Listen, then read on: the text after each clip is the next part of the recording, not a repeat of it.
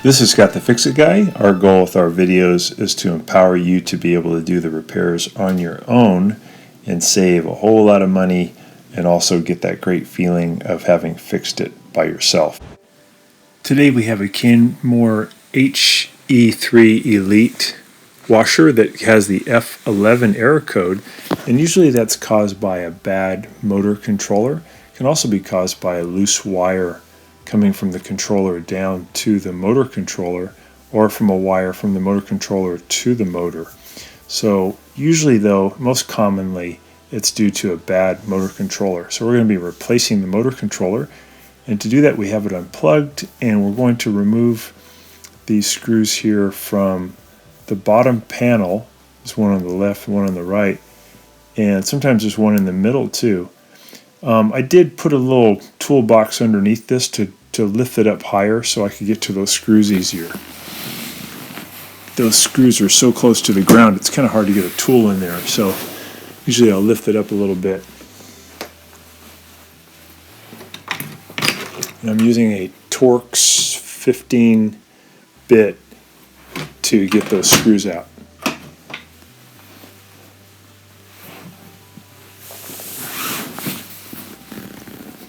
Then I can get that panel out of the way, and the motor controller is living there in the lower front left side, and what we got to do is just get these wires off. There's a little plastic cover over the wire, so I'm going to pull that cover back, and I've got a pink wire and a green ground wire. So the pink wire, just a little modular connector, I'm going to pinch it, pull it back.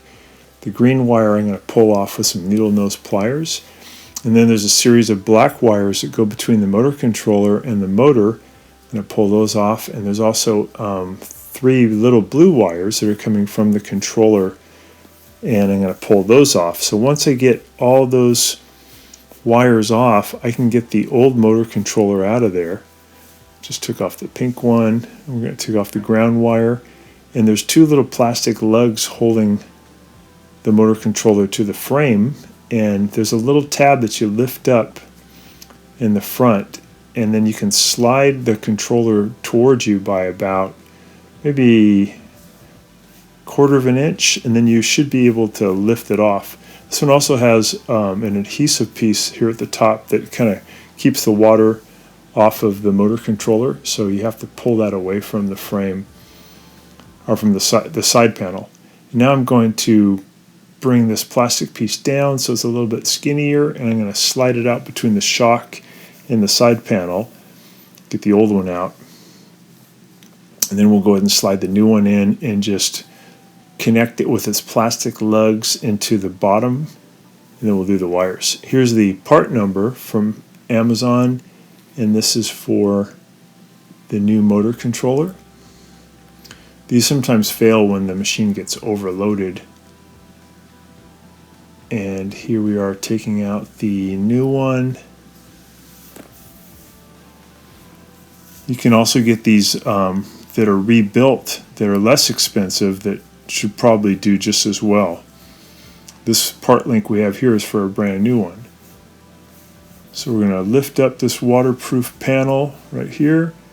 We're going to push it into little plastic lugs into the bottom panel, and then we're going to push the motor controller away from us by about 1/4 of an inch to lock it in.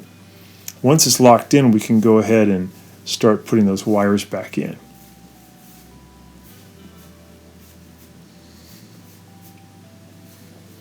So there's the green ground wire. Just clicks in.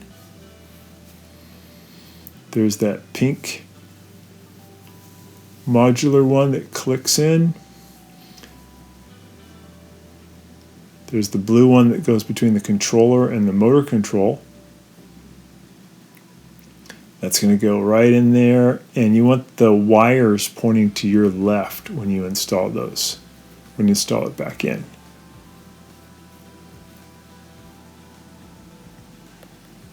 I'm going to put the black wires, those are the ones going from the motor controller to the motor, and just take your time. There's only one way that it can go in correctly. So it just takes a little patience, trying a couple different positions until you feel like it's going in, and then it should feel like it locks into place. I want to make sure these connections are in as far as they can go.